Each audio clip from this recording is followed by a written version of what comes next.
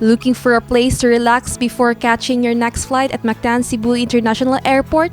Philippine Airlines got the perfect place for you as it just opened its luxurious Mabuhay lounge at the ground level of MCIA's domestic terminal this Tuesday, August 1, 2023.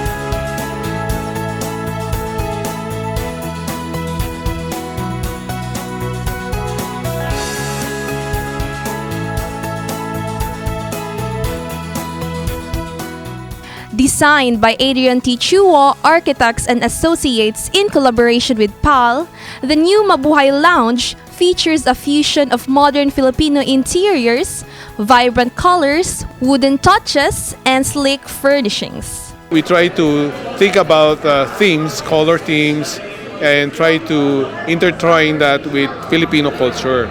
So that's why you can see here there's a bit of modernist Filipiniana. And then because we want the customer to come in to feel relaxed, we use a lot of wood for the warmth. The colors are there, the patterns are there. The seats colors evokes the airline interiors. So we want to project the feeling that when you're entering the lounge, you're already being introduced to 𝗙𝗏. The lounge provides a luxurious and comfortable space for passengers to relax and recharge before their flights, to provide convenience and warm hospitality for its business class and comfort class passengers, and Mabuhay Miles Elite, Premier Elite, and Million Miler members. Having this lounge, it's going to differentiate us, especially for the premium passengers and also the loyal customers that we have. So we want to provide them with a comfortable experience before their travels. Yeah. I think this is bigger than from the previous one. The previous one is like less than almost 200 square meter. So definitely more room for them. And we're also extending this lounge to our comfort class passengers. Its dining area boasts well-curated table arrangements and a buffet station offering sumptuous food and a variety of refreshments. The lounge also offers private charging outlets and Wi-Fi connectivity for added convenience. One of the highlights of the Mabuhay Lounge include its comfortable restrooms with a full range of amenities, plus they also have their VIP shower rooms.